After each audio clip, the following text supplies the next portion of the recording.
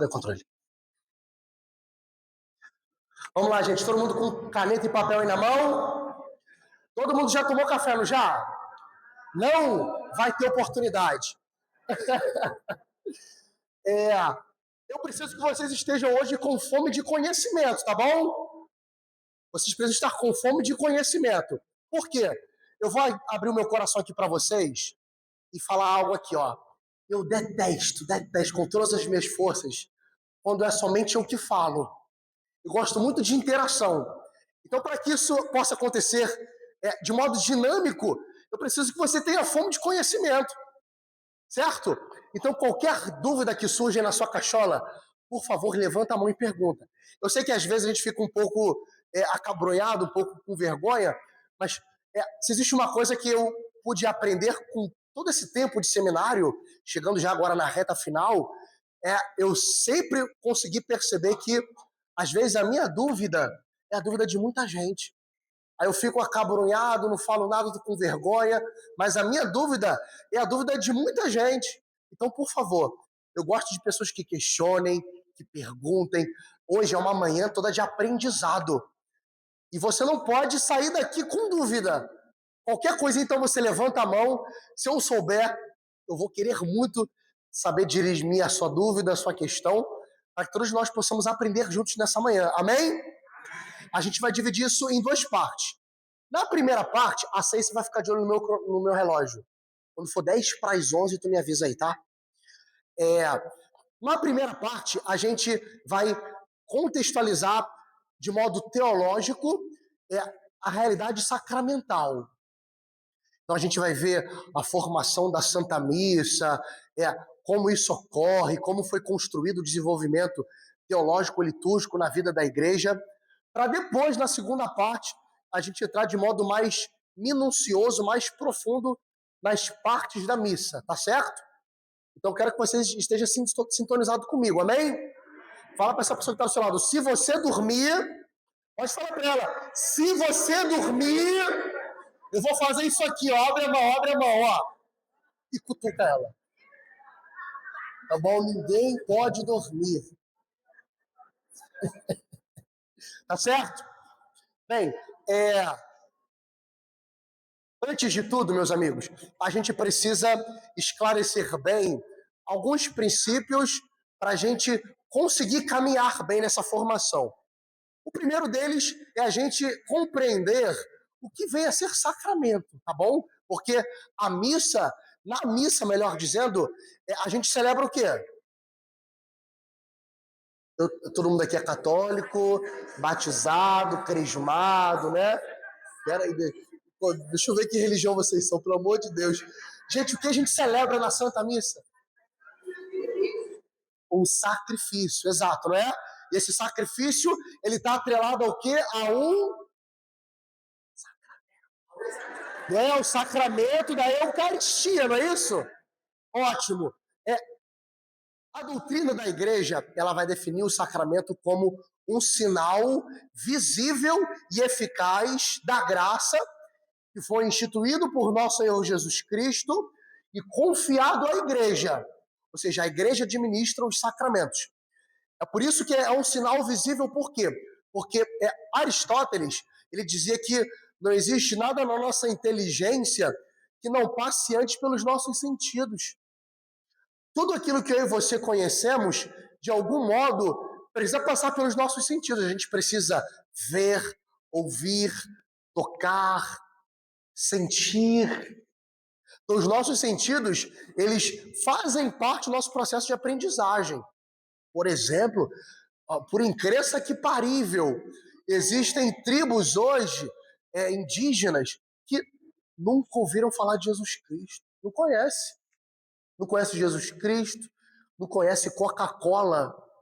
Por que não conhece? Porque nunca ouviram falar, nunca viram, nunca tocaram, nunca experimentaram. Ou seja, o nosso processo de aprendizado, ele está totalmente atrelado com os nossos sentidos. É por isso que São Paulo vai dizer que nós somos corpo, alma e espírito. Isso aqui para nós é de extrema importância. Por quê? Nós cremos num Deus que é Pai, Filho e Espírito Santo. Olha só como tudo está conectado. Nós cremos no único Deus, que é Pai, Filho e Espírito Santo, em três pessoas. E olha que consequência, como é que é? Não, coincidência. Coincidência.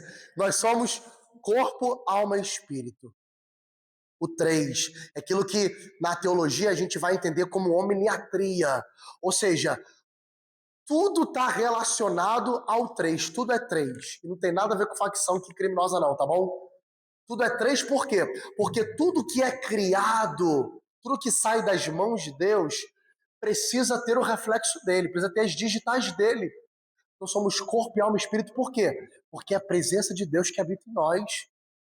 A nossa vida ela é pautada em nascer, crescer e o quê? Morrer. Ah, Iago, mas eu aprendi que existe o nutrir-se. Mas se você quiser, você fica sem comer. A escolha é sua. Assim como teve gente que chegou atrasado e tomou café. Bem feito. Tô brincando. Mas você não escolhe não nascer, você não escolhe não crescer, você não escolhe não morrer. 3.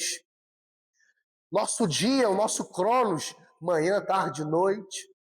Jesus ressuscitou no terceiro dia, morreu aos 33 anos. Está vendo só? Tudo o que é criado, tudo que sai das mãos de Deus, logicamente precisa ter um reflexo dele. Nós somos corpo, alma e espírito.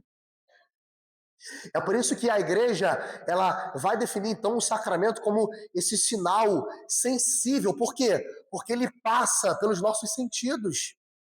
Em todo sacramento, a gente vê algo, a gente toca algo, a gente escuta algo. Os nossos sentidos, eles são trabalhados. O próprio modo como Deus se revela está totalmente relacionado a isso. No Antigo Testamento, a gente o quê? Tem Deus Pai, não é isso? Que fala aos homens. Naquele período as pessoas viam a Deus? Viam a Deus? Não. Deus falava com os profetas, falava com santos e santas mulheres, mas ninguém nunca tinha visto a Deus. Então Deus fala ao homem. E aí vem a plenitude dos tempos, Jesus Cristo que se mostra o rosto de Deus. Em Jesus Cristo nós temos o rosto de Deus, porque agora Deus não somente fala com os homens, mas em Jesus Cristo Deus convive com os homens. As pessoas ouviram, as pessoas tocaram, as pessoas o escutaram.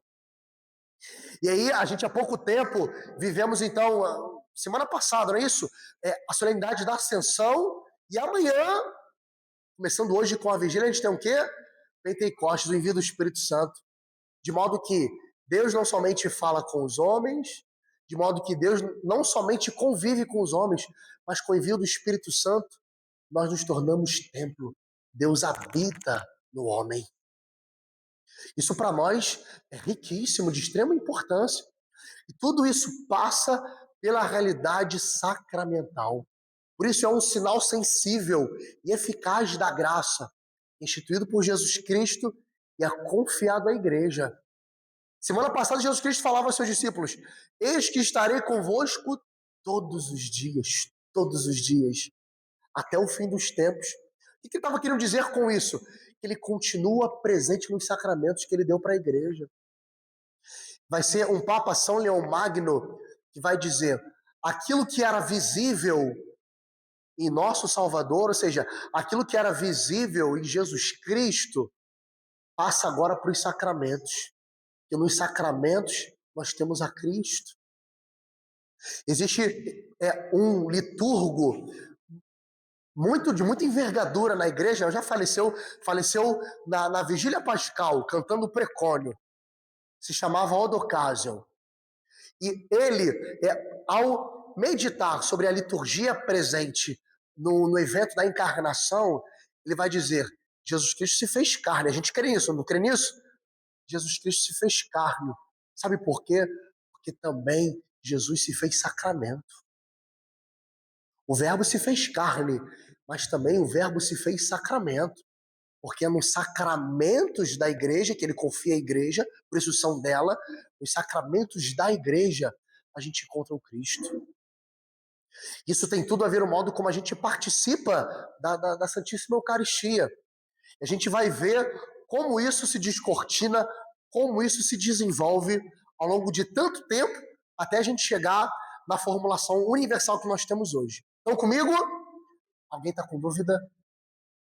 Gente, eu falei 20 minutos, ninguém perguntou nada. Ou tá uma droga ou tá muito bom. Mas vamos lá. Então, a gente parte de uma definição sacramental. É um sinal sensível e eficaz da graça, ou seja, causa graça, certo?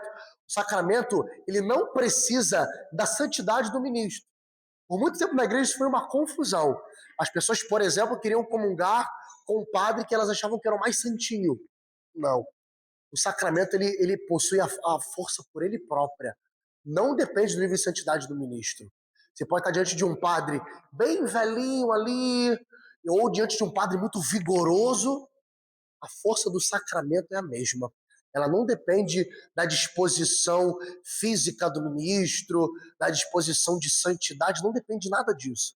Possui uma força por si só. Por isso tem muita gente, por exemplo, até hoje acontece, tá? Que não quer comungar com o ministro da Eucaristia, quer comungar com o padre. Gente, é o mesmo Cristo. É o mesmo Cristo com toda a força. Às vezes tu tá na fila da comunhão aqui, ó. Não guarda daquela jararaca, não. Vou comungar com ela, não. Aí você troca. Eu vou lá no padre, eu vou lá no diácono. Mas, gente, vai dizer que não acontece isso. Claro que acontece. Claro que acontece. Mas, gente, fazer isso é uma falta de piedade da nossa parte. Porque é o mesmo Cristo com toda a força nas mãos daquele ministro que você não gosta, o problema é seu. Mas é o mesmo Cristo que está ali com toda a força. Então abre teu olho, hein? Abre teu olho, eu vou jogar aqui o negócio. Abre teu olho aí, hein? Aqui temos pergunta. Bate palma aqui, bate palma aqui. Graças a Deus tem pergunta. Te ama com o ministro, ele vai dar hóstia lá na igreja. Então, não tem problema. Exato, ela reforçou aqui que eu não tenho um exemplo, né? Um exemplo, ela deu um exemplo. Eu posso não ter muito simpatia com o ministro, mas se eu comungar com ele, ele vai dizer corpo de Cristo, eu vou dizer amém, e é para dizer amém, vou comungar com ele, é o mesmo Cristo com toda a sua força, entende? E tem que mastigar. Esse negócio que a gente aprende que tem que deixar o Santíssimo Corpo de Nosso Senhor diluir, ou se grudar no céu da boca é pecado grave, isso é maluquice. Isso é maluquice total. Quem ensinou isso pra gente, o cabelo crescia pra dentro. É para mastigar. Por quê?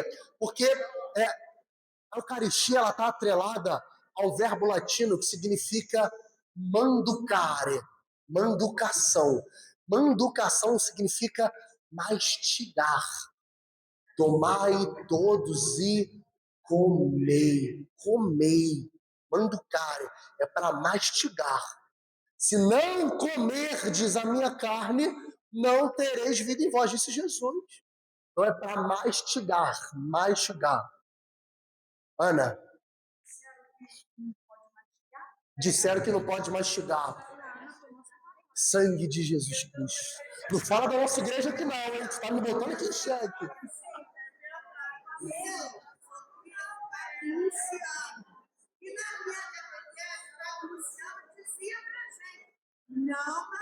Sangue de Jesus. O Padre Luciano é vivo? Já está no céu? Padre Luciano, olha o problema que você está me arrumando, Padre Luciano. Meu Jesus. Não, gente. É para mastigar. É para mais. Olha, isso. Olha só que interessante. Olha só que interessante. Isso, essa realidade de comunhão, de mastigar. Deixa eu primeiro pegar um ponto aqui sobre a questão da empatia que você falou aqui em relação ao ministro, né? Olha só, gente. Eu quero que você durma com esse barulho aqui. Olha só. A gente comunga para ser comunhão. A gente comunga para ser comunhão. Se eu não estou sendo comunhão, comunidade, se eu não estou sendo comunhão, o cara não tem como produzir fruto na minha vida. Eu comungo para ser comunhão. Para ser comunhão. Jesus Cristo se dá em alimento para quê? Para que todos sejam. É o lema de Dona Ani. para que todos sejam um. Comunhão. Eu comungo para ser comunhão. Então, se eu tenho meus probleminhas com a ministra que está lá para administrar o sacramento da Eucaristia, eu tenho que deixar isso na porta da igreja, para depois da Eucaristia jogar isso na lixeira, nunca mais tocar nesse assunto. Eu comungo para ser comunhão, sinal de unidade. E olha só porque essa realidade do mastigar, ela não nasce com a igreja católica não, tá bom? A gente vai falar um pouquinho disso. Deus, ele vai estabelecendo e vai confirmando aquilo que é antropológico. O que é uma realidade antropológica? É aquilo que diz respeito ao homem. Homem significa antropos, do grego. Então, olha só, o homem, de todas as épocas, de todas as culturas, sempre procurou contato com o sagrado. Sempre. Sempre procurou contato com o sagrado, com a divindade. E o encontro com a divindade, a comunhão com a divindade, sempre se deu em mastigação, sempre. Sempre. Em algumas tribos, como a gente observa no contexto bíblico, a comunhão que era estabelecida pelo sacrifício de um cordeiro, não é isso? E as pessoas comiam. Em outras realidades, comiam-se coração de cavalo, comiam-se até mesmo crianças. Comer carne humana. Então, o contato com o sagrado, muito antes da igreja, isso é uma realidade humana, sempre se deu num banquete. Os homens que comem, que tomam parte de um banquete, onde se unem à divindade por meio desse banquete. Isso aconteceu também conosco, até hoje. Banquete. Alguém com dúvida ainda? Então, eu sei que o Padre Luciano ensinou vocês que não é para mastigar, mas é para manducação. É para mastigar, mastigar. A comunhão, na hora de você a comunhão, ajoelhado ou sentado? Bem, ela perguntou aqui sobre o modo de proceder depois que recebe Jesus. Eu vou querer responder isso na segunda parte. Pode ser? Pode ser, eu vou querer responder, mas não deixa eu esquecer não, anota aí. Tem dúvida aí? Não tô te ouvindo, vou ter que ir. O bom é que depois que eu primeiro pergunto, um monte de gente pergunta, tudo isso fica sensacional.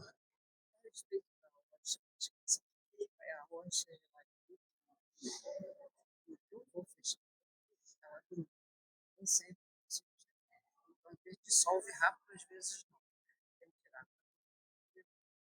Beleza. Ela aqui perguntou como a gente recebe Jesus de modo que não ocorra uma diluição da hóstia consagrada. Gente, a igreja nos orienta o quê? Você bota o linguão para fora. Escova a língua em casa primeiro, né? Para não chegar com bafo. Corpo de Cristo, amém. O ministro quase de repouso no Espírito Santo. Você coloca a língua para fora. Vai colocar a língua para fora. E aí o ministro vai depositar o corpo de nosso Senhor na sua língua, você traz para dentro e faz a manducação e mastiga. Beleza? Simples. Mais alguma dúvida? Beleza, então a gente partiu de uma realidade de sacramento. O que é sacramento? Sangue de Jesus. Pega o meu terço aqui, eu vou dar uma chibatada de terço aqui em vocês.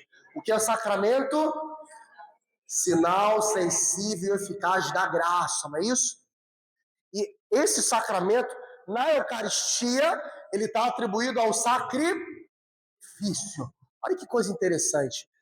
Sacrifício vem do latim sacrificium. Sacrifício significa fazer sagrado. Sacrum facere. Sacrifício significa fazer sagrado, ou seja, tornar algo sagrado. Isso é sacrifício. Só que isso, meus amigos, está presente desde o início dos tempos.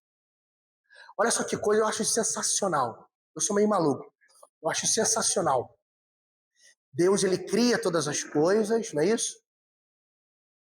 Ele entrega tudo ao homem, para o homem governar.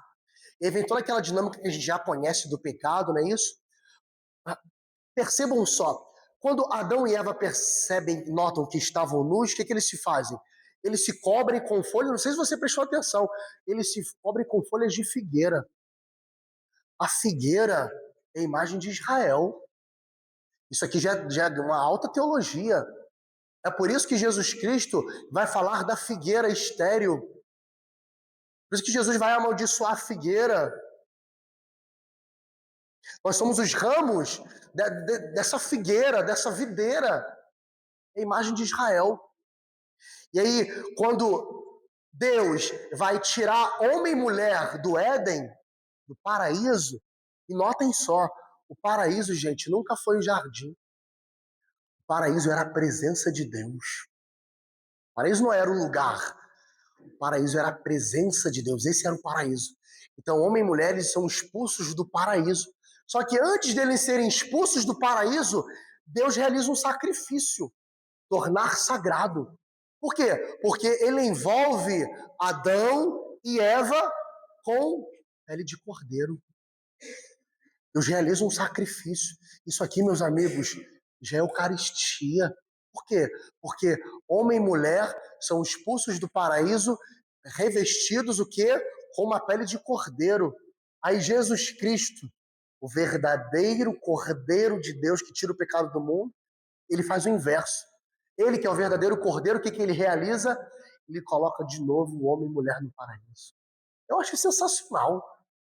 Nós fomos expulsos do paraíso, vestidos por causa da vergonha da nossa nudez, do nosso pecado. Somos expulsos do paraíso mediante um sacrifício. Um cordeiro foi morto. Um cordeiro foi morto. E da pele desse cordeiro nós somos revestidos. E aí, depois de tanto tempo, Jesus Cristo, verdadeiro Cordeiro de Deus, ele, com seu sacrifício, ele nos devolve o paraíso, nos devolve a presença de Deus. Você não bate pau no mato. Eu acho isso muito bonito. Eu acho isso muito bonito. O modo como Deus conduz a história. Então, gente, está tudo ligado. Está tudo ligado. Fulton Sheen é um bispo que está em processo de canonização. Ele é beato. Ele está em processo de canonização. Era um bispo americano. Ele tem um livro que fala sobre Jesus Cristo. Ele tem uma teologia muito interessante. Ele parte de uma realidade primeiro filosófica. Nosso Deus é o Deus da vida, sim ou não? Sim ou não? Sim. Então, Deus dá vida a nós para quê? Para que nós vivamos, não é isso?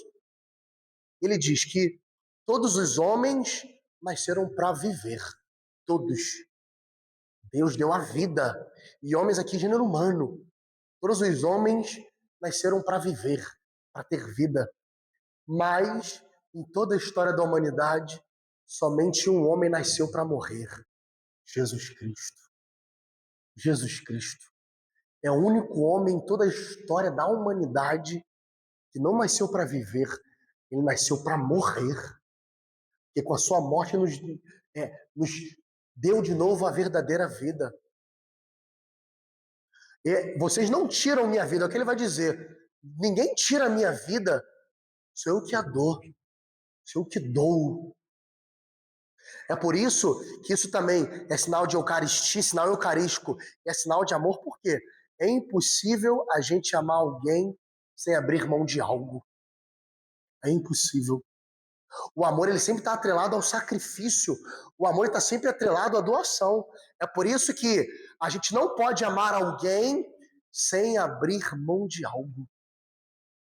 Jesus Cristo, portanto, nos amar, ele escolheu abrir mão da própria vida, porque ele deu ela para a gente. É aqui que se revela o mistério de amor. É por isso que, não, segundo Santo Agostinho, não vai existir nunca, nunca vai existir maior prova de amor do que a cruz. Nunca, nunca. E a Eucaristia é uma extensão disso. A gente há pouco tempo escutava na oração eucarística quarta que aparece. Antes do padre começar a narrativa da instituição que acontece na missa, ele pega isso do Evangelho de São João, a igreja. Tendo amado os seus que estavam no mundo, amou-os até o fim. Amou-os até o fim. Porque ele sacrificou. Ou seja, a gente está diante de um grande símbolo eucarístico aqui para nós. Vocês estão comigo? Tá dando para pegar aqui? Então, ou seja, desde o Gênesis, meus amigos, a gente tem um sinal eucarístico aqui. Desde o Gênesis. Por isso, a gente vai ver isso daqui a pouco. A liturgia, ela é centro e ápice da nossa fé, da nossa vida. É liturgia, porque é nela que a gente participa da Santa Missa. É ela. A liturgia é o centro da nossa vida, porque é nela, na liturgia e pela liturgia, que a gente toma parte desse banquete eucarístico. Por isso, toda a história é preparada por Deus para que a gente pudesse comungar o seu corpo e o seu sangue. Lá para a galera da paróquia, o nosso cursinho de teologia, que a gente começou, mas porque eu mudei de paróquia, a gente não vai poder continuar, que pena. Eu dizia, onde Jesus Cristo nasceu? Em Belém do Pará, né? Comendo um tacacá. Tacacá, né? Belém do Pará. Não, ele nasce em Belém da Judéia, não é isso? Olha só que coisa, eu acho sensacional. Jesus nasce em Belém. Belém é um termo hebraico, que é Bait e Lehem. O Bait significa casa, Lehem significa pão. Bait Lehem, Belém. Olha, traduzindo para a nossa língua, o que Belém significa? Casa do pão. Bait significa casa, Lehem significa pão. Jesus Cristo nasce na casa do pão. Isso é coincidência, gente? Claro que não, porque pouco tempo depois que ele vai dizer: eu sou o pão da vida. Eu sou o pão da Eucaristia. Vocês não bate palma, eu bato. Eu acho sensacional. Eu acho sensacional. Olha, gente, vocês estão conseguindo perceber? Tudo foi feito, exatamente tudo foi feito apontando para aquele altar. Que às vezes eu e você vamos sem piedade nenhuma. Deus preparou toda a história por causa daquele altar, onde ele se derrama ali para nós. A gente fica fazendo fofoca no meio da missa. Alguém tem pergunta? Ih, meu Deus, e agora? Você quer perguntar? Claro, quero que você pergunte. Depois da comunhão, é justo fazer assim? É justo fazer assim? Bem, esses sinais de persignação, eles estão mais vinculados a uma piedade popular. É claro que quando a gente comunga não precisa traçar o sinal da cruz, mas isso não quer dizer que seja errado. É o nível de piedade. Então tem muita coisa na liturgia que ela vai estar muito, muito atrelado, muito vinculado ao nível de piedade. Se isso te ajuda a rezar, a adorar mais a Cristo, não tem problema nenhum você fazer. Certo? Temos mais perguntas? Não? Beleza, então a gente partiu da realidade do que é sacramento. Eu não acredito. Sinal sensível e eficaz da graça. Deixa eu tornar mais fácil para você. Sacramento é a vida divina que corre em nós. Sacramento é o quê? Depois a gente viu o que esse sacramento da Eucaristia, ele está vinculado a um sacrifício. O que é sacrifício? Fazer sagrado, tornar sagrado. A gente descortinou isso, então, desde o Gênesis, não é isso? E o modo como Deus ele vai preparando a história para a Eucaristia, inclusive o lugar que Jesus nasce. É o lugar de... Onde Jesus nasce, gente? Belém. O que significa Belém? Casa do pão. Então, onde Jesus nasce é um lugar eucarístico, certo? Inclusive, eu acho que eu já falei isso na última vez, mas vale a pena recordar.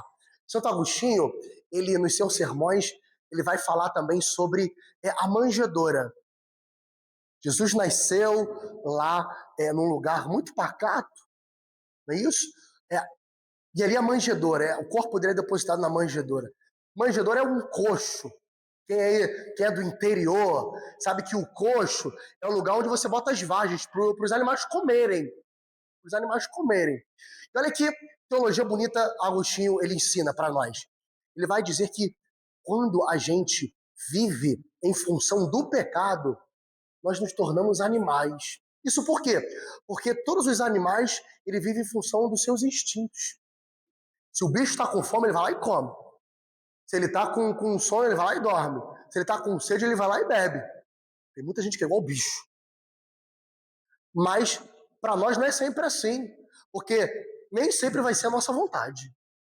Nem sempre. Às vezes tu quer dormir, mas tem que dar conta de muita coisa. Tu quer comer, tu tem que vir para uma formação, tu tá em jejum. Tomara que tu não caia duro aqui. Nem sempre não é nossa vontade, porque nós não somos como animais. Mas quando a gente vive em função do pecado, nós nos tornamos animais. Por quê? Quando a gente não está em estado de graça, a nossa vontade, que é uma das faculdades da alma, ela é enfraquecida. Então a gente vive em função daquilo que a gente quer fazer, dos nossos instintos animalescos. É por isso que o pecado, de pouco em pouco, ele vai minando a nossa vontade. A gente peca, a nossa consciência fica pesada, a gente se converte, se confessa, volta para Jesus. Mas se eu pecar e continuar pecando, em algum momento a minha consciência vai deixar de ficar pesada. Em algum momento. Aquilo vai se tornar parte de mim. Parte de mim. Então, tudo aquilo que a gente coloca no nosso coração, como a Sagrada Escritura nos ensina, onde está o teu tesouro, aí está teu coração. Isso para as coisas boas ou para as coisas ruins. Porque tudo aquilo que eu faço se torna parte de mim. Tudo. Seja o pecado, porque eu começo a me identificar ao pecado, seja a vida santificada, a vida na graça. Então, tudo aquilo que eu vivo começa a fazer parte da minha vida, da minha existência. Tem pergunta aí, Flávia?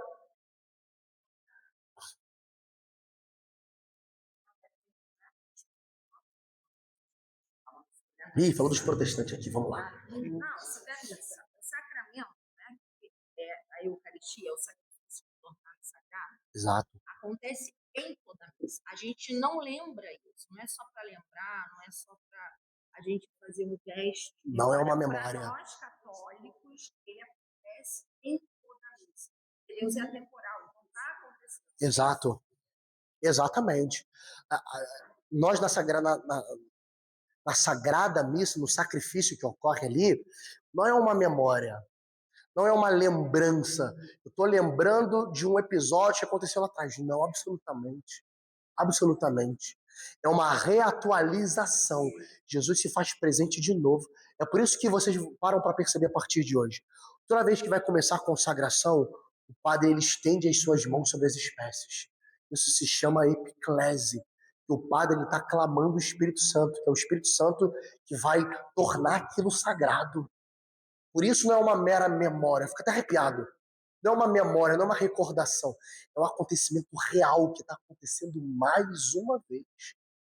Mais uma vez o Senhor está presente ali, naquelas espécies eucarísticas. Perfeitamente. Isso é sensacional. Eles não batem palma, a gente bate. Então Deus o que? Ele foi preparando a história, meus amigos, para a Eucaristia. Para a Eucaristia. Muitos santos vão dizer, é mais fácil a terra viver sem sol do que viver sem Eucaristia. Tudo está vinculado à Eucaristia, porque é a Eucaristia que é a vida da igreja. A igreja católica nunca seria igreja sem Eucaristia. Nunca, nunca. Por isso somos a eclésia de Eucaristia. Somos a igreja da Eucaristia. Por isso a igreja só é igreja por causa da Eucaristia. Pergunta aqui? Essa pergunta está de acordo com o assunto. Durante a comunhão da Eucaristia, nós temos que estar em jejum. Boa pergunta sobre o jejum. Isso, ao longo do tempo, ele foi tomando outras feições. Primeiro, começou basicamente em torno de 3 horas, mas tinha gente que jejuava 24 horas. O ideal, meus amigos, veja só, é que você faça 1 horinha de jejum eucarístico, esteja 1 hora de jejum eucarístico. Mas existem realidades emergenciais que te desobrigam. Por exemplo, eu vim direto do trabalho, estou na missa, estou começando a passar mal, meu Deus, estou ficando branco aqui, eu preciso fazer alguma coisa. Se eu desmaiar aqui, vou passar vergonha. Então, eu vou lá na cantina, me dá um pãozinho aí, eu como um pãozinho. Eu estou falando de situações emergenciais, porque eu não posso morrer lá na igreja. Então, é uma prática muito antiga essa realidade, né? Mas o ideal é que tenha em torno de 1 horinha o jejum eucarístico. 1 horinha. Isso é o ideal.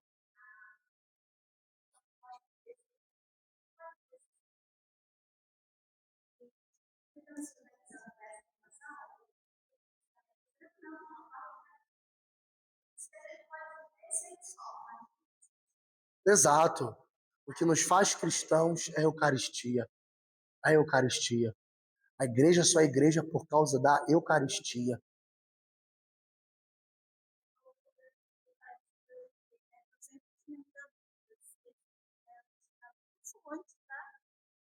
Ele é antes da missa. O ideal é que ele aconteça antes da missa. Antes da missa. Tá certo? Mais perguntas? Não, então vamos lá. Opa, vamos lá.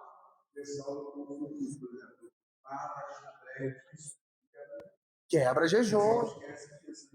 Sair de casa, não escovei o dente, vou comer um Trident aqui. Pelo amor de Deus. Pelo amor de Deus. Bala, isso. Um cafezinho quebra o teu jejum. Eu tomei em casa, saí correndo. Vou lá na cantina, dá um pingado aí no meio do Pai Nosso. Dá um pingado aí. Pelo amor de Deus.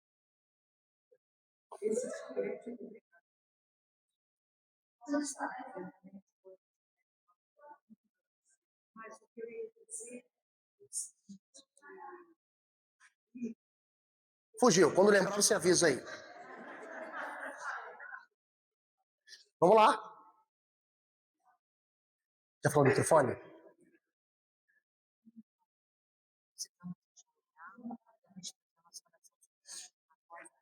Boa pergunta.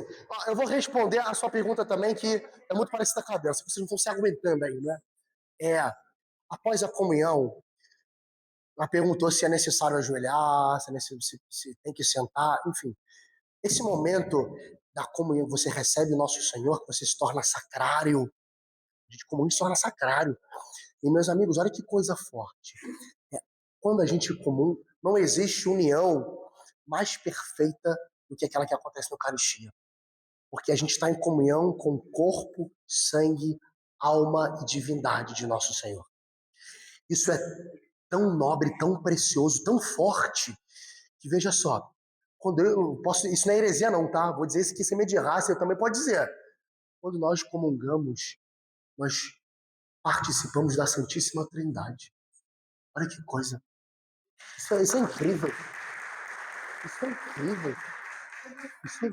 Você se torna parte da Santíssima Trindade. Isso é exato. Isso é sensacional. Então, quando eu recebo o nosso Senhor, eu preciso adorá-lo, seja de joelhos, seja sentado. Então, não existe uma regra. Eu posso ficar muito sentado ali com o meu coração inteiro. Uma dúvida que ele sempre. Muita gente levanta. Não é para levantar. Que fica um jogo de morto-vivo. O ministro pega a ângula, a gente levanta, a gente sente o que está acontecendo aqui. Não. Por quê? Porque Cristo já está na tua alma. O que você vai levantar?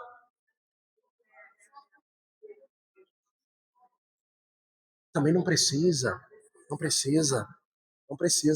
Então, esse negócio de morto-vivo acaba em nome de Jesus. Aquele Senhor que está sendo transladado, ele está aqui, seu bobo. Não, mesmo também que como espiritualmente não precisa. Não precisa.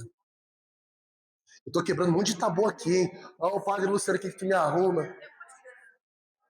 Passa a palavra.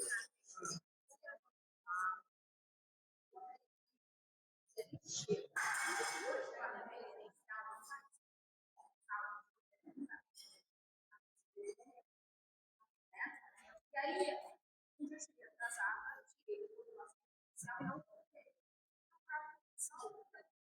Aí o padre disse, não poder ligar, não vai pegar. Exato. Eram todas as perguntas do segundo tema. Vocês não estão se aguentando. Gente, não comungar na sagrada.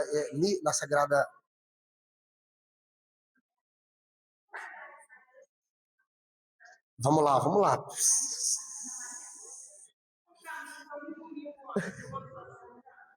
Santa Baquita. Vamos lá, meus amigos. A gente tem sempre nessas questões, a gente sempre tem que olhar a circunstância, o que está em volta, né? Veja só, é, não comungar não significa que é pecado não, tá? Eu estou em estado de graça, mas eu não comunguei na Santa Missa, estou em pecado? Absolutamente, não estou. Não estou em pecado. Não é porque eu não comunguei que eu estou em pecado. Agora, eu não posso comungar estando em pecado. Isso aí é sacrilégio. Aí, camarada, olha só, eu vou falar isso aqui, não tô nem aí. Tá gravado, hein? Já? Meu Deus! Meu Deus! Vamos lá. Vamos lá. Vamos lá. Gente, nunca comunguem estando fora do estado de graça. Isso é muito grave, muito grave. Primeiro, por quê? Vou falar isso aqui para vocês. Quando a gente não está em estado de graça, nós não recebemos graça. Por mais duro que isso seja. Então, por exemplo, a gente começou aqui com a oração do terço. Eu não estou em estado de graça, mas estou rezando o terço. Não vou receber graça nenhuma. Graça nenhuma. O que a Virgem Maria vai fazer, ela ser esposa do Espírito Santo, e o que o Espírito Santo realiza? Ele dá para a gente a graça da conversão. Eu estou em estado de graça, não estou em estado de graça, estou rezando o Santo Terço, eu não vou receber graça por eu estar rezando aquele terço. Mas o que o Espírito Santo faz? Ele trabalha em mim a graça da conversão, para gerar em mim vontade de me converter. Eu fico inquieto. Eu não estou em estado de graça, participei de uma vigília, rezei 40 dias com o Frei Gilson, acordando 4 horas da manhã, não fiquei 40 dias fora do estado de graça. Meu querido, não recebeu graça nenhuma. Nenhuma. Só que, claro que o Espírito Santo não é infértil. A sua oração ela tem um valor muito grande. O que ele vai fazer? Ele vai pegar essas suas orações, ele vai gerar em você conversão. Caramba, eu preciso me converter, eu tenho que procurar um padre, porque se eu morrer, fora do estado de graça, eu vou para o quinto dos infernos, pelo amor de Deus. Então o Espírito Santo, é claro que não existe oração infértil. O Espírito Santo, ele se apropria dessa oração para gerar em mim conversão. Vai ser criado em mim, incitado em mim um desejo de quê? Eu preciso me converter. Padre, me confesse em nome de Jesus, eu preciso me confessar. É a graça da conversão. É por isso que estar em estado de graça é importante para nós. Isso não pode ser desconsiderado, não. Tá bom? Porque o estado de graça é basicamente a gente fechar uma porta. A graça não tem como entrar. Não tem. Não tem. A gente não está em estado de graça.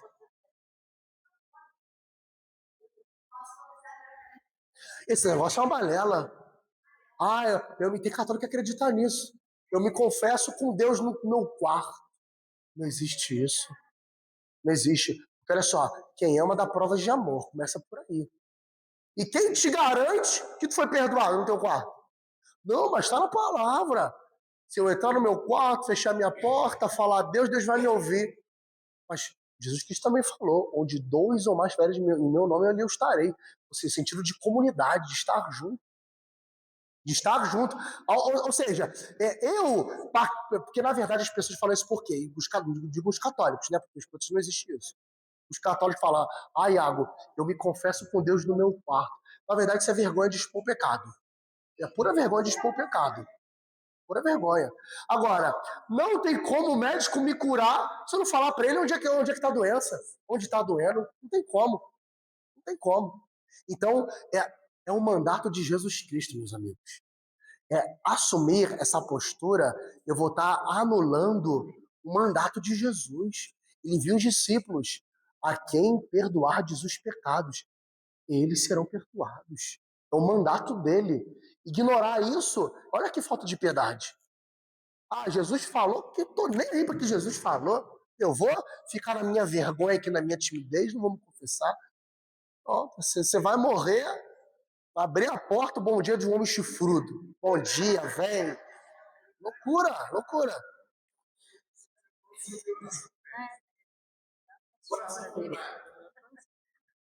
Sobre oração contrária.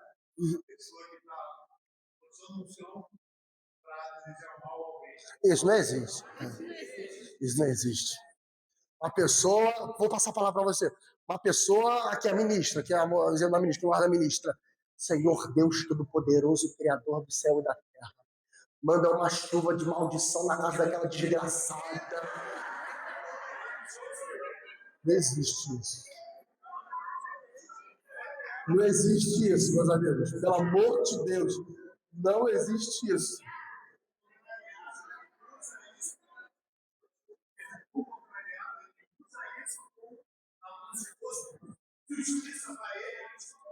Não, a justiça cabe a Deus. A justiça cabe a Deus. A justiça cabe a Deus. Porque, na verdade, a gente quer imputar as pessoas e não ter a cara de pau de que isso que eu quero que aconteça a ela, que aconteça em mim. Eu quero que ela pague pela injustiça. E as minhas injustiças? E as minhas injustiças? E as minhas? Pois é. Aí eu falo para Deus que caia o cabelo dela, o sovaco dela fique preto. Aí Deus fala, tá bom, vou falar o teu também, pra ficar careca. Tu também é injusto? Tu também é sem vergonha? Assim como. Deixa, ela tá se coçando ali. Pode falar, meu bem.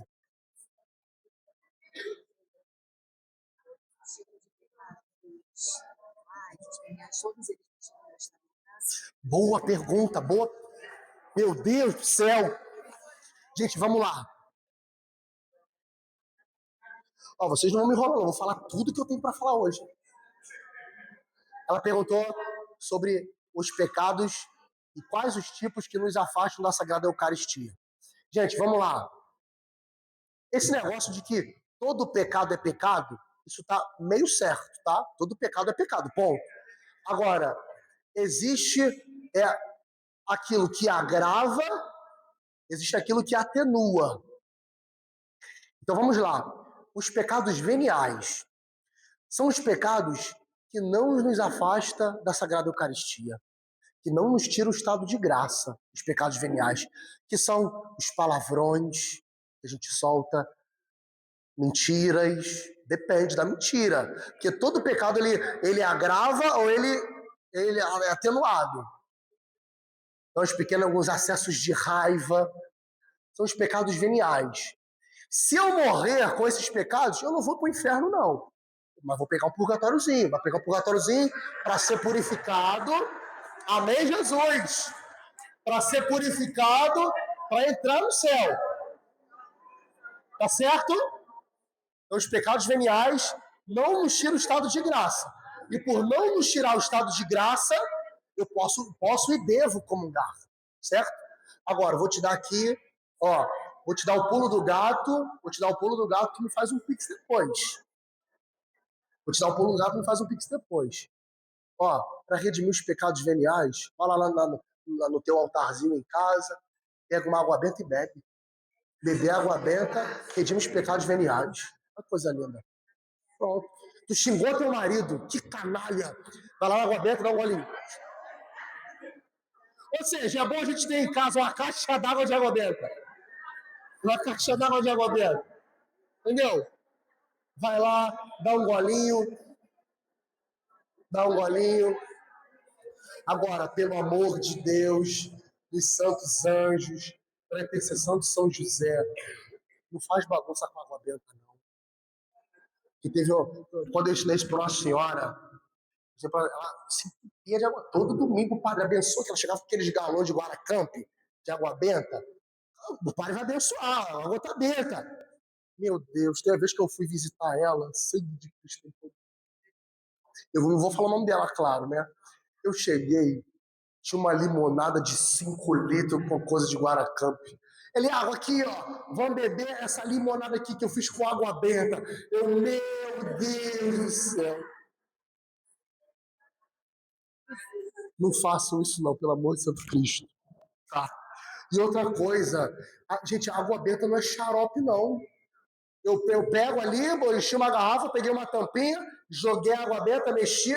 Gente, água benta não é xarope. Gente, isso acontece aos montes, pelo amor de Deus. Então, pecados veniais não nos tiram o estado de graça. Então, a gente pode e deve comungar. Depois nós temos os pecados capitais. E a gente conhece os 7, né? Ira, gula, luxúria, avareza e por aí vai. Não é? Olha só, os pecados capitais, eles também não nos tiram o estado de graça. De modo que a gente pode e deve comungar. Mas a igreja nos recomenda a gente confessar os pecados capitais. Não tem problema algum. Fui um pouco luxurioso, um pouco avarento, um pouco invejoso. Vou participar da missa amanhã. Comungo. Esses pecados não me tiram o estado de graça, a comunhão com a igreja. Eu comungo, mas a igreja nos orienta a você confessá-los. Por quê? Os pecados capitais, eles abrem janelas para que pecados maiores entrem na nossa alma. E precisa ter cuidado. Agora, os pecados graves ou mortais é a situação mais cabeluda. É o tipo de pecado que rompe a nossa comunhão com Deus, que nos tira o estado de graça. E que são os pecados graves? Todos os pecados contra os 10 mandamentos. Qualquer pecado contra um dos 10 mandamentos é pecado grave ou mortal. E isso me tira o estado de graça. E aí eu não posso comungar.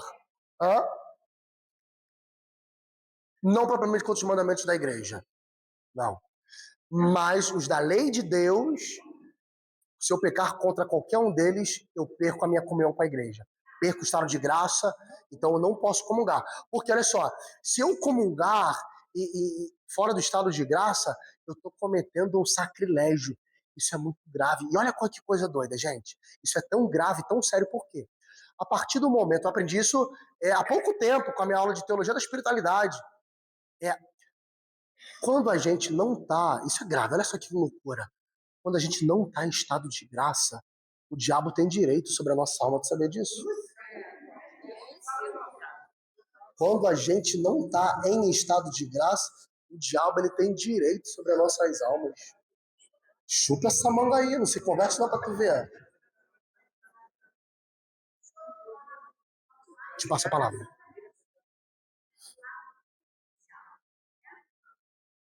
Isso.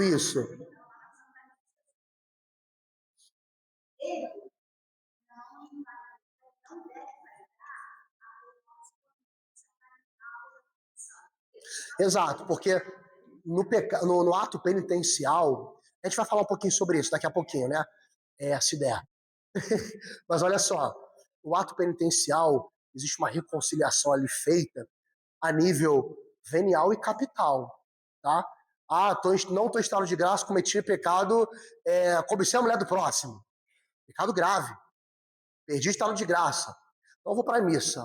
Aí chega o pai lá no ato penitencial, Deus Todo-Poderoso, tem misericórdia de nós, perdoe os nossos pecados, conceda a vida eterna. Amém. Estou perdoado? Não. Tem que se confessar. O ato penitencial, ele gera, sim, uma conversão, mas vinculada aos pecados veniais e capitais. Aos graves ou mortais, nunca. Tem que se confessar. Quantas vezes eu posso comungar no dia? 2 vezes eu comungo. 2 vezes. Existem exceções relacionadas ao padre e às delegações que ele concede, né? Porque obrigatoriamente é o padre que deve comungar em toda a missa que ele celebra, mesmo eles estando em pecado. O padre tem que comungar. E aí é feita a chamada contrição perfeita, que ele precisa fazer antes da missa. Mas ele tem que comungar. Tem que comungar. São que horas? Beleza, já são 11 horas. Vou te passar a palavra. Lembrou aí? Chegou? Participava 3 missas. Almoçava depois participava. Não é que seja em pecado. Não é que você esteja em pecado. Não é o ideal. Você não vai para o inferno por causa disso. Só que não é o ideal. Não, então se você não sabia, então não tem problema. Tem mais dúvidas? Terão? Então vamos parar aqui então para o nosso cafezinho para você ir no banheiro. Se no meio do caminho surgir uma dúvida, aí você anota. E a gente volta daqui a pouquinho na segunda parte. 15 minutinhos eu acho suficiente. Na segunda parte a gente dá continuidade. Amém? Dos apóstolos, rogai por nós. Vamos lá, gente. Ficou muita coisa em lacuna na nossa primeira parte.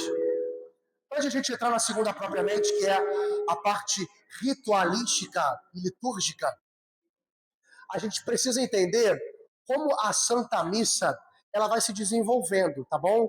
Porque olha só, o ano litúrgico, a liturgia propriamente, ela só vai despontar na igreja a partir do século IV.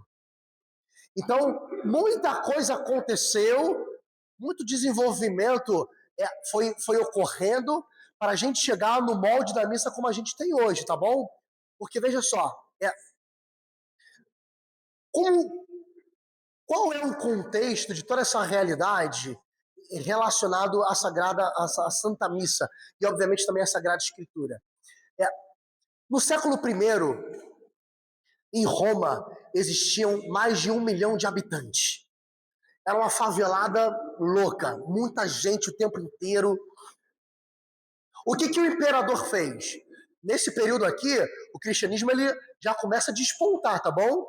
Ele começa a despontar, daqui a pouco vai ocorrer as perseguições, e é lá no século III, IV, que a gente vai ter o culto público e por aí vai. Mas olha só, no século I, o cristianismo ele já está arrebentando a boca do balão.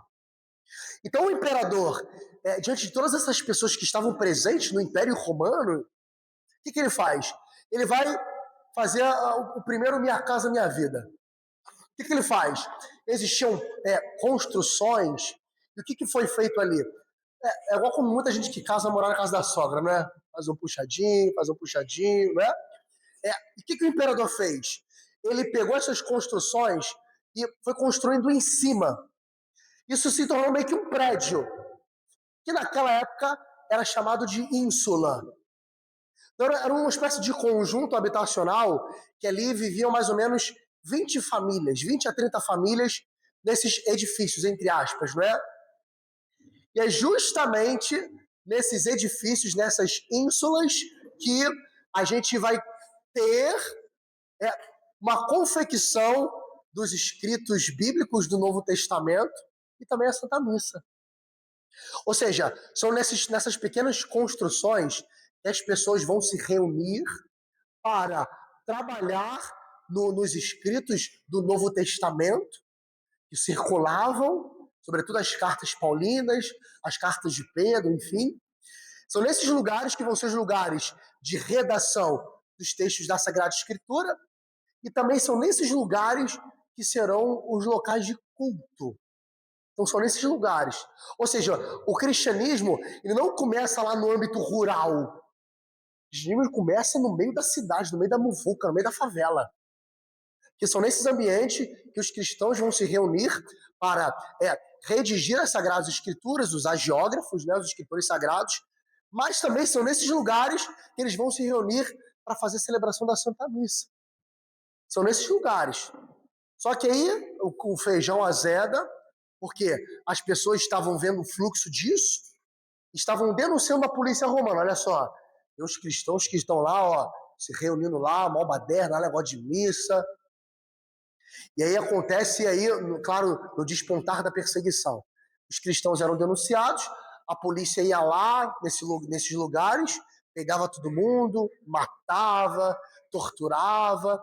Aí depois dessa realidade de perseguição, que a igreja ela sai dessas casas, dessas ínsulas, e ela passa então para as catacumbas. É nesse momento que a igreja, por causa da perseguição, se reúne nas catacumbas para quê? Para celebrar a Santa Missa e para enterrar os corpos dos mártires que morreram em favor da fé. Então a igreja ela começa no meio do Minha Casa Minha Vida, no meio do barraco, no meio da favela, no centro de uma cidade grandiosa como Roma.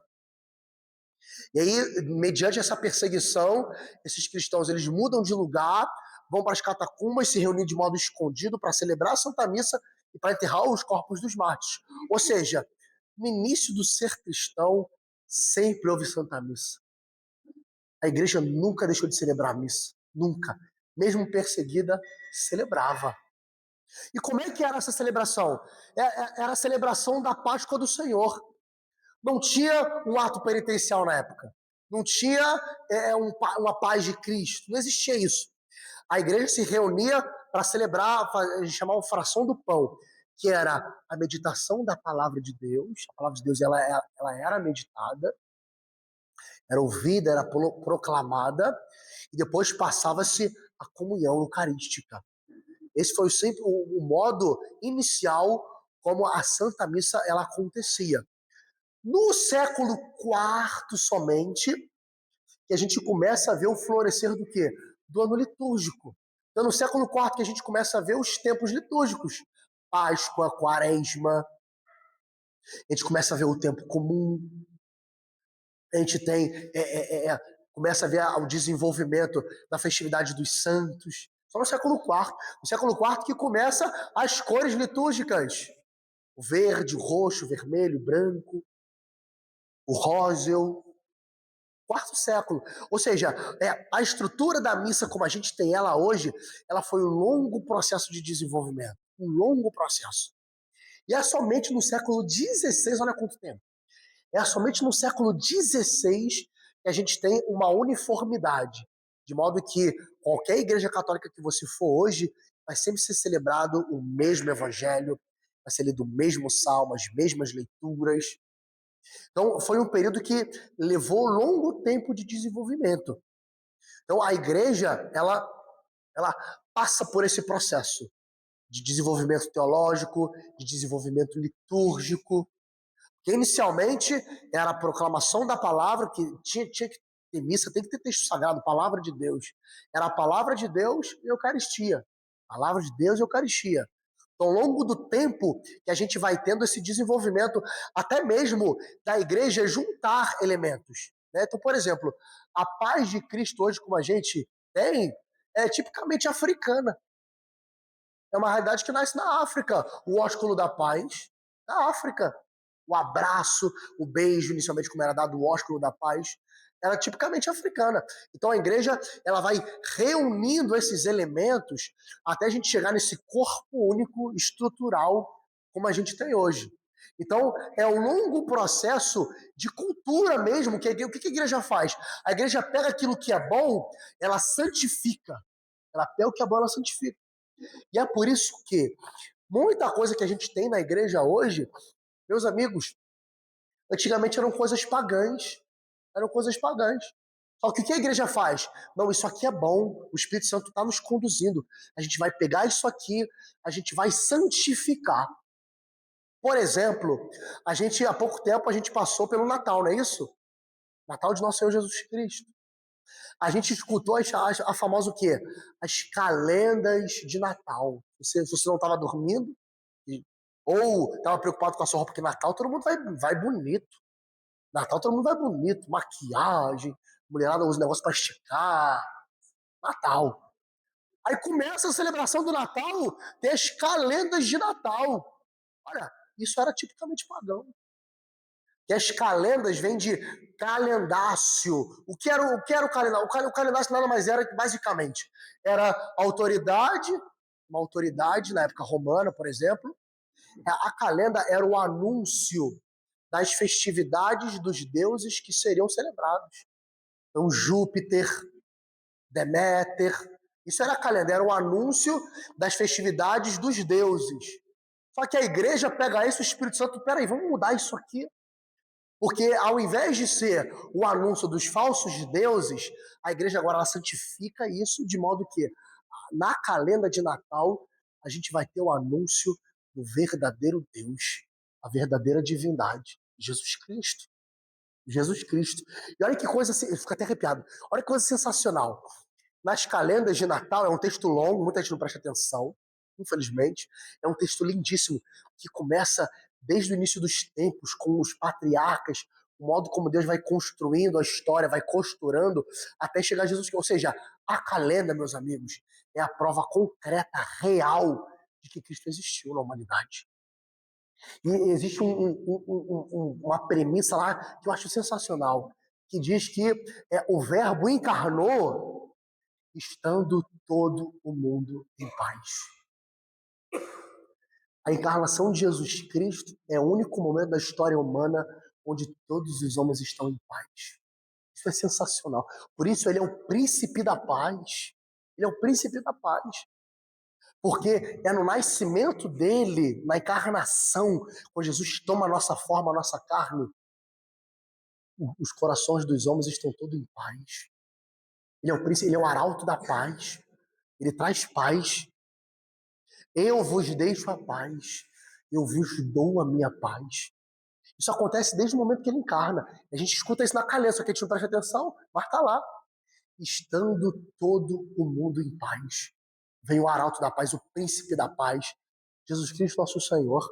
Então a igreja, ela se utiliza também da cultura para ensinar, para santificar aquela cultura. Ora, as mulheres que se casam, vestido branco, isso é tipicamente pagão. Tipicamente pagão. Só que o Espírito Santo, ele inspira a igreja para pegar daquilo que era pagão e tornar aquilo realmente divino. A mulher que entra de branco, imagem da igreja pura, que se dá ao seu marido. Isso é belo demais, sacramento. Mas só existe uma entrada triunfal para quê? Para a noiva, não é? Entrada da noiva, todo mundo olha lá para trás. Mas muita gente entende algo errado aqui. Isso é bonito, tem que ser. A entrada triunfal da noiva, ela de branco, toda linda vindo. Mas a noiva, ela está entrando. É a igreja que vai se unir ao seu esposo. Mas olha só, antes da noiva entrar, quem está aqui na frente? O marido. Ou seja, antes da mulher chegar no altar, a vida daquele homem já está sacrificada. Isso é lindo. Isso é lindo. Antes dela fazer o sacrifício dela, porque ela está vindo para fazer o sacrifício de doação. Antes de ela entrar para se sacrificar, o marido dela já está ali sacrificado. É Adão. É Adão. Por isso, a última palavra é sempre do homem, meus amigos. Sim, senhora.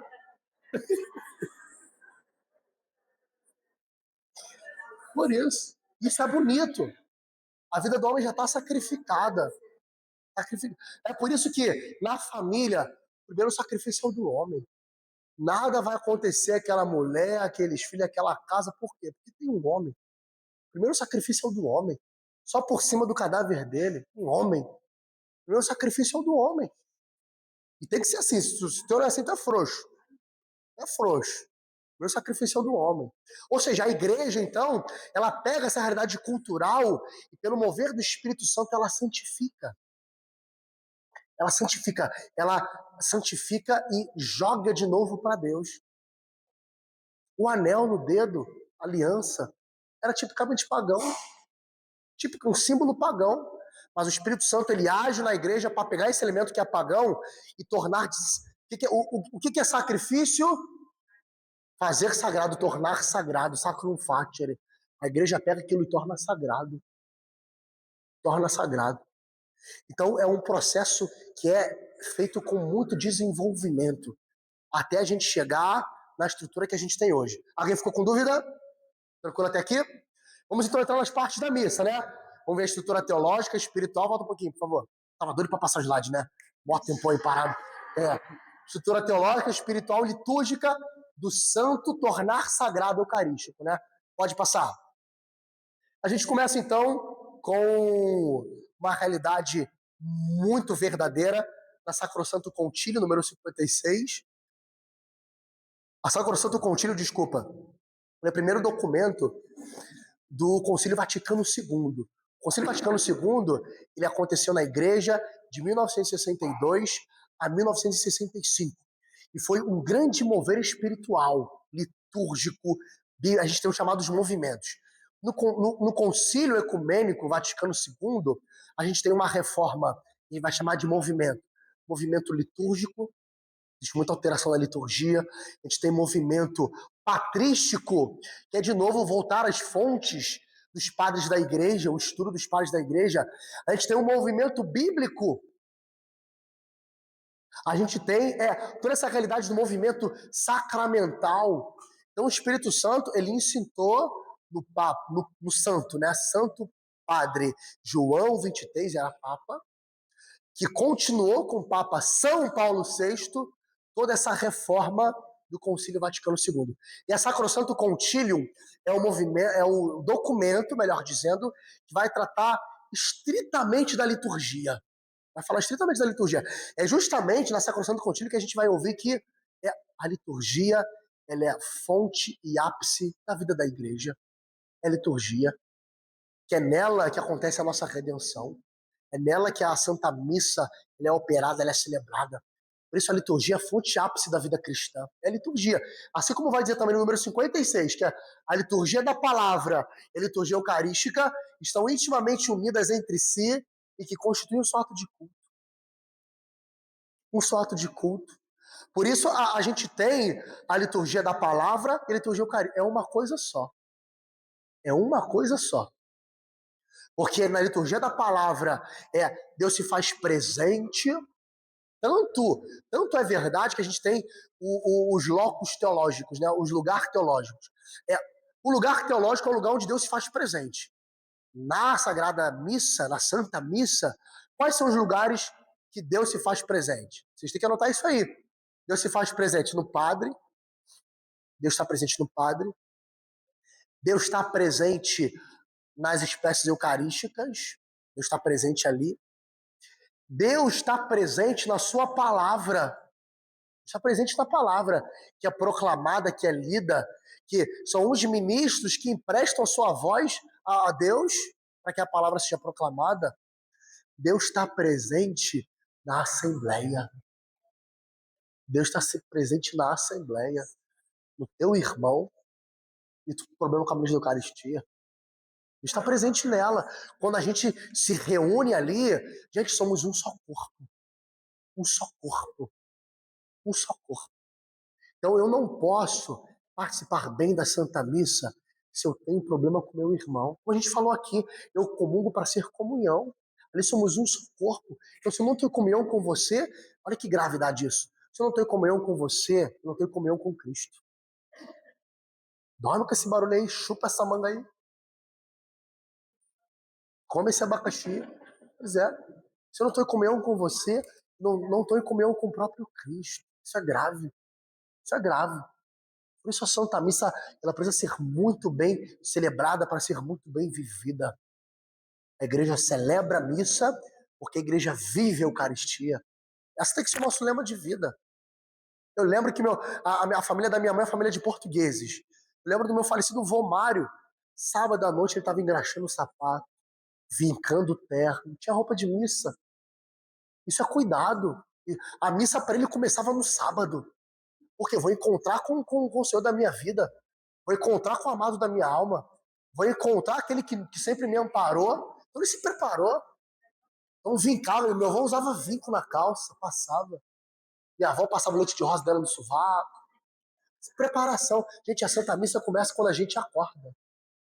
A tua missa começa quando você acorda. Você acorda, vê a louça suja, começa a gritar com os filhos, faz um inferno na vida do marido, reclama do chulé do esposo. Que missa é essa? Que missa é essa? A missa começa quando eu acordo. Domingo, acordei, despertador. Pam, pam, pam, pam. Eu vou encontrar com o meu Senhor. Vou encontrar com o meu Senhor. Mas olha só que experiência bonita. Olha que experiência bonita. Antes do Senhor fazer com que a gente encontre Ele, Jesus faz que a gente encontre Ele nas pessoas que convivem com a gente. Antes de tu se aproximar do altar da Eucaristia, se aproxima primeiro do altar do coração da pessoa que convive na tua casa. O primeiro altar que é Santa Missa, sacrifício, tornar sagrado. A missa começa quando a gente abre os olhos, meus irmãos. Eu vou encontrar com o meu Senhor na missa. Daqui a pouco, ou mais tarde, à noite, quando eu for, eu vou encontrar com Ele lá, o meu domingo. Eu tenho que ir. Porque amo. Vou encontrar com o meu Senhor lá. Mas enquanto eu não chego lá, eu preciso encontrar o Senhor no altar do coração dessas pessoas que habitam na minha casa. A missa começou. Tornar sagrado. Aí tu chega dando uma patada, varetada em todo mundo. Que sacrifício, que tornar sagrado é esse? Não adianta. adianta. É por isso que existe igreja enquanto comunidade, templo e igreja doméstica. Essas igrejas não podem estar nunca separadas. A gente comunga para ser comunhão. A tua missa começa quando tu abre os olhos. Porque quando tu abre os olhos, o Senhor já te convida a abrir teu coração. Né? A própria Sagrada Escritura que nos ilumina, antes de te aproximar do altar e tiver problema com o teu irmão, vai primeiro te resolver com o teu irmão, depois se aproximar do altar. Santa Missa. Santa Missa. Dúvida? Não, né? Pode ir pro próximo. Eu tenho pouco tempo. Beleza, então a gente tem a estrutura geral. A gente tem os ritos iniciais, a gente tem a liturgia da palavra, a gente tem a liturgia eucarística e depois os ritos finais. Fiquem tranquilos que tudo isso aqui vai ser disponibilizado para vocês. Então agora falando a nível de estrutura. Ritos iniciais, liturgia da palavra, liturgia eucarística e... Isso você anota, pelo amor de Deus. 4, volta lá. Ritos iniciais, liturgia da palavra, liturgia eucarística e ritos finais. Ritos finais. Tranquilo? A missa então é dividida em quantas partes? Primeira. Pode passar para eles no colar. Passa para eles no colar. Ritos iniciais, liturgia da palavra, liturgia eucarística e ritos finais. Você não pode ir embora da missa depois de comunga. Tem rito final. Tem rito final. Para fugir, não. Ritos iniciais. O que ocorre nos ritos iniciais? O padre... O que significa a palavra sacerdote? Sacerdote é um termo latino, sacerdos. Significa mediador. O padre, meus amigos, ele é a ponte que nos conduz a Deus. É o padre, é a função do padre. Ele pega aquela assembleia e joga ela em Deus. Por isso o padre, ele começa a celebração com o quê? Com a Santíssima Trindade. Em nome do Pai, do Filho e do Espírito Santo. Ou seja, o que o padre está fazendo, o sacerdote está fazendo? Ele está reunindo nós ali, todos nós reunidos na Santíssima Trindade. O que acontece nos ritos iniciais. Mas olha só que coisa que ocorre antes disso. Tem lá o louvado do nosso Jesus Cristo, 23ª semana do tempo comum, a liturgia, aquela coisa toda, né? E começa o canto de entrada. O que a gente deveria fazer no canto de entrada? Todo mundo vira para frente, para o corredor. Porque o que acontece aqui, olha que bonito. Vem a cruz está vindo, entra em procissão, não é isso? A gente faz frente, porque a cruz está vindo por quê? A gente ele já está participando. Aquela cruz ali, o padre e todos nós estamos indo para o nosso Calvário. Nós somos sacrificados na missa também. Orai, irmãos e irmãs, para que o meu e o vosso sacrifício sejam aceitos por Deus Pai Todo-Poderoso. Nós somos sacrificados. Tornar sagrado, fazer sagrado. Então a gente vira para o meio, porque ali tem toda essa teologia, essa espiritualidade que ocorre. Caramba, estamos indo para o nosso Calvário para ser sacrificado, para tornar sagrado. Assim como o povo na antiga aliança estava em rumo à terra prometida. Isso acontece em cada celebração da missa. É por isso que quando o padre passa, a gente faz a vénia, que é o Jesus Cristo que está abraçando a sua paixão mais uma vez por nós. É o que acontece nos ritos iniciais. Depois o padre nos introduz à Santíssima Trindade e vem o ato penitencial. Pode passar. Tem um ato penitencial, como a gente falou aqui. Isso é importante porque é o ato penitencial. Porque a igreja entende, na sua sabedoria, que antes da gente se aproximar do altar da Eucaristia, a gente primeiro precisa se aproximar do altar do nosso coração. Então, realmente é um momento de a gente fazer um exame de consciência, de perceber as nossas faltas, tudo aquilo que não foi sinal de santificação para os outros ou para nós próprios. É esse momento do ato penitencial. Esse momento. Por quê? A gente está diante de um mistério. O Docásio, esse liturgo que a gente falou antes do primeiro intervalo, ele é um que vai pegar o conceito de mistério e vai aplicar o conceito de sacramento. Mistério é sacramento. É por isso que numa das fórmulas do ato penitencial, o que o padre vai dizer? O padre nos convida ao quê? A celebrarmos dignamente os santos mistérios, sacramento. Está nos convidando a participar do sacramento. Então esse mistério, e o mistério do grego, mysterion, ele está atrelado ao silêncio, ao se calar diante do sagrado. Então, o Padre que nos convida a participar desse mistério, desse sacramento, a gente se cala, porque a gente entra dentro de nós próprios. É nesse momento do ato penitencial que a gente precisa lavar nossa alma para Jesus. Por isso a gente precisa preparar bem para a missa também, não somente nas vestimentas, mas também nas vestimentas do coração. Se preparar bem. Poxa, essa semana teve muitas coisas boas, mas também teve algo que eu vacilei. Tem que levar isso para o ato penitencial. Reconhecer a minha falta. Pode, o ato penitencial pode se ajoelhar. A gente também reza com o corpo, passo a palavra para vocês. A gente reza com o corpo, meus irmãos. Mas esse rezar com o corpo, ele está muito vinculado ao seu senso de piedade. Se vai te ajudar a rezar, você se ajoelhar, você se ajoelha. Para você tá tudo bem ficar em pé, mas inclinar sua cabeça, botar a mão no seu coração, isso te ajuda a rezar, a reconhecer suas faltas, você pode fazer. Porque olha só, tem uma música bonita do Anjo de Resgate que diz: apesar de a gente rezar com o corpo, a fé não está no corpo que se inclina, mas na alma do que crê. Aqui está a fé. Não é somente no corpo que se inclina, mas está na alma do que crê. Mas a gente também reza com o corpo. Então, se ajoelhar me ajuda a ter mais senso de piedade diante do sagrado, eu posso fazer. Tanto é que isso se chama graça meritória. Graça meritória. No ato penitencial eu quero me ajoelhar, eu me ajoelho. No ato penitencial eu quero simplesmente botar a mão no meu coração. Posso fazer. No ato penitencial eu quero fechar os meus olhos, baixar minha cabeça. Eu posso fazer. Não existe uma fórmula de estar certo ou errado, não. A única fórmula que tem que existir é que o teu coração tem que reconhecer as tuas culpas. Meu bem, sua pergunta. Já esqueceu? Eu não vi aqui a tua, não. Não esqueci não. O que acontece? Na hora do entrar, tá? A gente faz a venha pro padre. Mas e para cruz? A gente faz a venha também? Não, ela perguntou sobre se essa vênia ela pode ser feita à cruz. Ela é feita ao sacerdote. Ela é feita ao sacerdote. Porque ele é a vítima que está indo para a cruz. Ele é a vítima que está indo. E nós todos participamos desse sacrifício ao Calvário. Mais perguntas? Nada mais? Depois do ato penitencial, a gente tem o quê? Hino de glória, todo mundo colando. Que acontece nas festas e solenidades. Glória a Deus nas alturas. Porque depois dessa reconciliação que a gente fez com Deus, a gente exulta Ele. E o hino de louvor, o glória a Deus nas alturas, é um grande exultante. Que é um hino angelical. É o hino dos santos anjos. Glória a Deus nas alturas e paz na terra aos homens de boa vontade. A nossa tradução é muito fraquinha. Diz, aos homens por ele amados.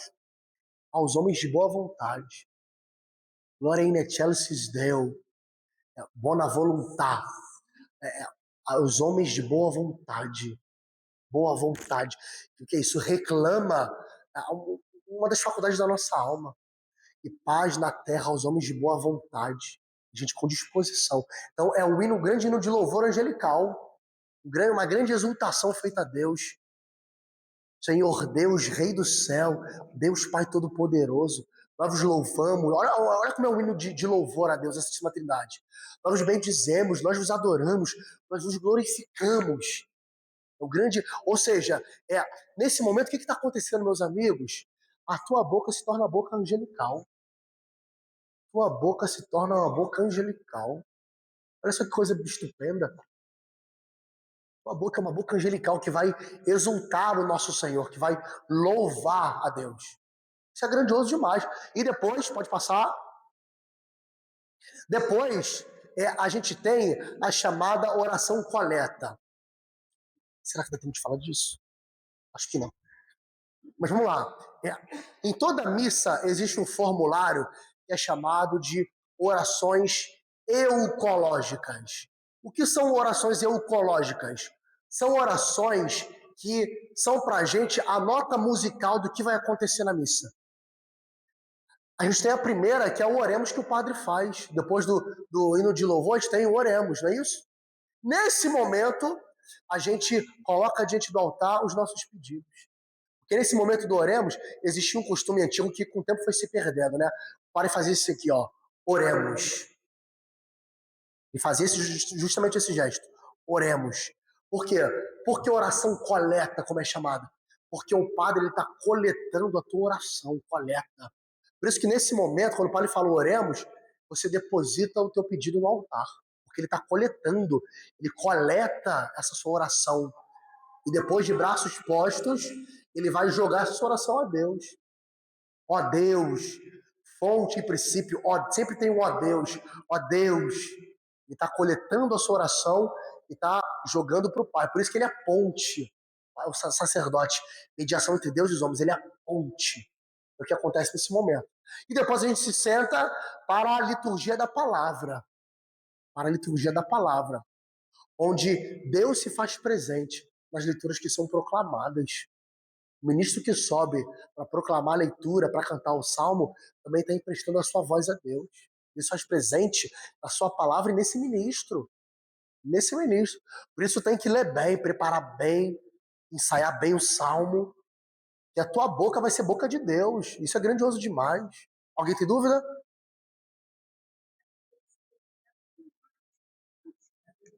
Exatamente, exatamente. Exatamente. E aí o coração da liturgia da palavra é, obviamente, o evangelho. A proclamação do evangelho está diante ali do coração da liturgia da palavra, que é os feitos do próprio Jesus Cristo, são as próprias palavras do Cristo. E aí depois da proclamação do evangelho vem a... Vocês participam da missa? Depois da proclamação do evangelho, o que tem? O quê? Homilia, que é o lugar onde o padre ele vai, enquanto ministro, enquanto que age na pessoa do próprio Cristo, ele vai explicar para a gente aquelas leituras. Vai falar do impacto que essa palavra tem na nossa vida. E aí depois disso, a gente se prepara para, pode passar, para a liturgia eucarística. Isso aqui a gente já fez isso aqui, estamos aqui na homilia, não é isso? Primeira leitura, o salmo é a proclamação do evangelho, que a gente faz de pé. E outra coisa interessante, gente, toda vez que o padre proclamar o Senhor esteja convosco, não é isso? A gente diz, ele está no meio de nós. Toda vez que o padre diz aí, você vira para o padre. Vira. Isso acontece 3 vezes na missa. A proclamação do evangelho, no prefácio, o Senhor esteja convosco, ele está no meio de nós, corações ao alto, não é isso? E no final da bênção, o Senhor esteja convosco, ele está lá, abençoe-vos Deus. Então, quando ele fizer isso, você vira para o padre, vira para o padre. E aí, depois da proclamação, homilia, como a gente já explicou, e depois a profissão de fé. A profissão de fé, estou atrasado, né? Já até arrumei. A profissão de fé, o credo é muito importante. Por quê? O credo são as verdades do como o cristão deve viver e é tudo aquilo que o cristão crê. É o credo. O credo é importantíssimo. O credo, inclusive, meus amigos, ele é usado em orações de exorcismo. O credo é uma oração tipicamente de cunho exorcista. Credo, a nossa profissão de fé, é uma oração forte. Momentos de tentação na nossa vida, reza o credo. Porque o credo são as verdades de fé. Tudo aquilo que a gente acredita e o modo como a gente deve viver. É o credo. Depois a gente tem as preces, pode passar. Depois das preces, a gente tem a liturgia eucarística. O coração da Santa Missa. Totalmente unido à proclamação da palavra. Pode passar. Porque é nela, na liturgia eucarística, que agora a gente se aproxima do altar. Para que a nossa vida ela seja posta ali, toda inteira ali. Por isso a palavra da consagração, e o momento mais importante da missa é a doxologia final, quando o padre pega já o corpo e já o sangue de Cristo, ele eleva. Por Cristo, com Cristo e em Cristo, a voz de Deus Pai Todo-Poderoso, a unidade do Espírito Santo, toda honra e toda glória, todos os séculos dos séculos. É a parte mais importante da missa. Porque a doxologia a gente está dando glória a Deus. É a parte mais importante. O padre consagra e depois ele dá glória com a doxologia. A parte mais importante da missa. Por isso, enquanto a consagração está acontecendo, nosso coração tem que estar inteiro ali. Existem pessoas que se ajoelham, as pessoas que a consagração a gente faz em pé. Mas a gente tem um problema no joelho, dá uma sentada, não tem problema. O que importa é o nosso coração estar em Deus. Liturgia eucarística, onde com aquelas palavras do Padre, o Espírito Santo age, a epiclese, ele estende as mãos sobre aquelas espécies, o coro toca aquele negócio que faz um barulho medonho. Ali Cristo, o Espírito Santo está agindo sobre as espécies. Tomai todos e comei é meu corpo, que é dado por vós, que é oferecido por vós. Ele eleva, ali já não é mais pão. O corpo de Jesus Cristo. E tantos milagres a gente já tem em relação a isso. O pequeno Padre Pedro, que entrou em crise de fé, que não acreditou que Jesus estava presente na Eucaristia, na cabeça dele, isso aqui é só símbolo, é só teatro. E como Jesus está presente aqui, não? O Espírito Santo já é então. Ele pegou, ele elevou a hóstia, a Cristo transformou em carne. Carne. Cristo está presente ali, real. Aí vai a ciência estudar esse negócio, não tem como explicar essa transmutação. E como de pão, essa metamorfose, de pão e para carne, é impossível. E Cristo está presente ali. É igual um milagre, que prepara o Corpus Christi, daqui a pouquinho, dia 4, de Santa Juliana, uma menina, que Jesus aparece para ela, eu queria. Às vezes a porta do nosso coração está bem suja. Caraca, Jesus, tu vai entrar aqui? Eu quero esse espaço, porque amo, porque quero estar contigo. Eis que bato a porta e abro. Se abrir, eu vou ceiar com você. Eucaristia. Por isso isso acontece nessa dinâmica da oração eucarística. Pode passar? Pode passar? Pode ligar, feliz. A gente comunga. Somos um com a Trindade Divina. A nossa ação de graças. Nosso coração já está inteiro ali. Para depois o Padre nos convidar para os ritos finais. O oremos depois da comunhão. Aí vem aquela catatada de aviso, que toda igreja tem que ter aviso. Recebemos a bênção final e a missa. Ite missa est. A missa terminou, a gente dá o graças a Deus. Por quê? A missa terminou no templo. A gente comungou no altar do templo. Mas agora a missa continuou no altar do nosso coração. Recebemos Jesus na comunidade, na liturgia, para agora dar esse Jesus às pessoas que nos encontram. Isso é Santa Missa. Por isso, ela é o fundamento da nossa existência. Missa. A gente precisa participar de todo o coração. De todo o coração. E particularmente, ainda mais nessa reta final, que Deus me dá a graça de revisitar a minha história. A última ordenação sacerdotal eu já sou chorão. Falei, caraca, Deus, a próxima é a minha. Minha vida vai estar toda lá. Vou ser padre. Para eu te dar a tantas pessoas. Esse é o sentido da minha vida. Ele me chamou para isso. Mas te chamou enquanto você, que é pai, que é mãe também, a missa também está aqui. Missa. Você foi batizado na igreja, casou na igreja, se crismou na igreja. Você pode morrer na igreja e acordar no inferno se você só esteve na igreja e deixou de ser igreja.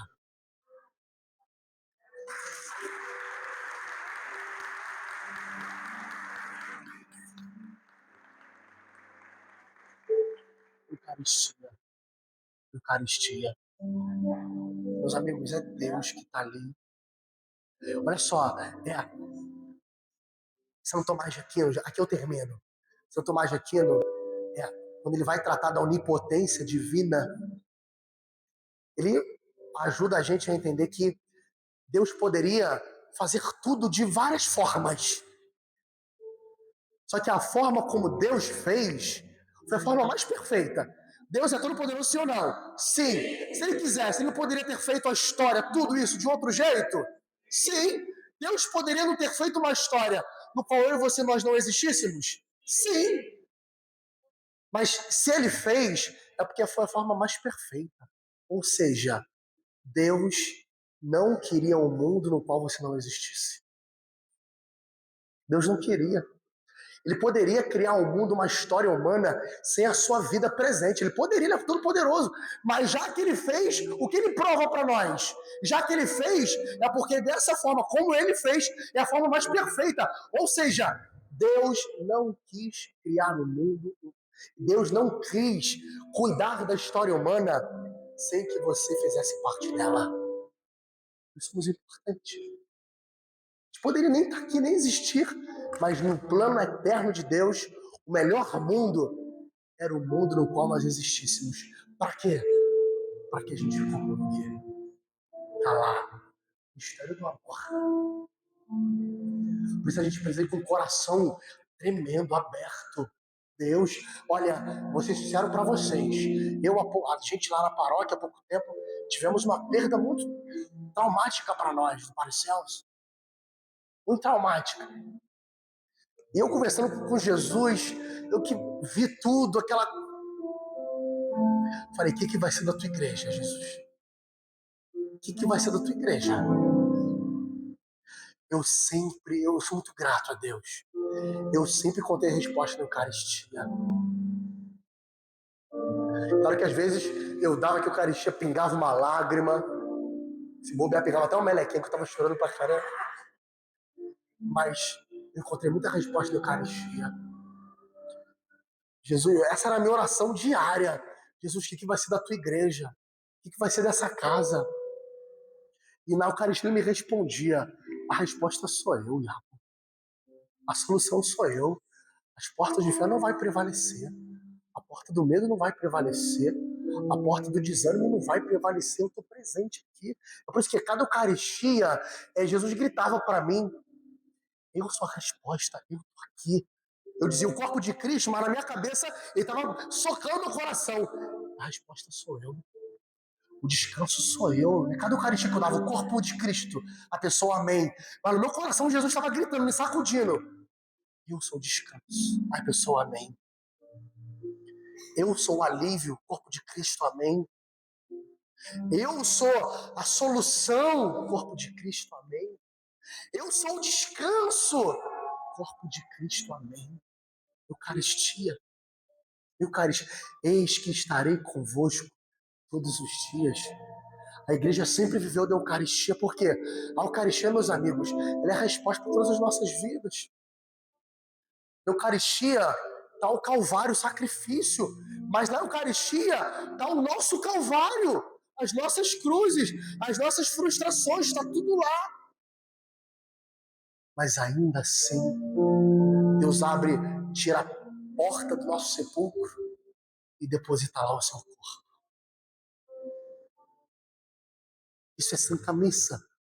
Por isso a gente só é católico, a gente só é cristão por causa da Eucaristia. A gente precisa participar disso com o coração alegre. Às vezes ele está bem pesado, porque a vida bate muito forte. Mas, meus amigos, naquela procissão, a gente se aproximando de alguém que entende como dói. Naquela procissão, a gente está se aproximando de alguém que sabe o quanto é difícil. Que sabe o quanto machuca, o quanto o nosso passado quer escravizar a gente. Naquela fila da procissão, a gente está diante da nossa existência. Mas lá, no final daquela procissão, há um Deus que abraça. O filho pródigo me dá herança, essas somos nós, me dá herança que me cabe. Gente, a gente só pode receber herança quando a pessoa morre. Aquele menino matou o pai no coração. Ele vai viver a sua vida de pecado, e aí sente fome, não do pão que o pai tinha para dar. Ele tinha fome do amor que o pai tinha para ofertar. E ele volta. E o que aquele pai faz? Abraça. Esse abraço é a Eucaristia. Naquela procissão que o filho foi, caramba, eu preciso pedir perdão. É a missa dele. Olha o ato penitencial acontecendo. A procissão para o encontro com o pai. procissão, pai, pequei contra o céu e contra ti. Ele fez a procissão dele e encontrou o abraço do pai. Essa é a nossa missa, meus irmãos. Naquela procissão, está toda a nossa vida, com as suas lágrimas, com o seu sangue, mas lá no final, há o abraço de Deus, que acolhe e que diz que vai ficar tudo bem, porque Ele está conosco todos os dias até o final dos tempos.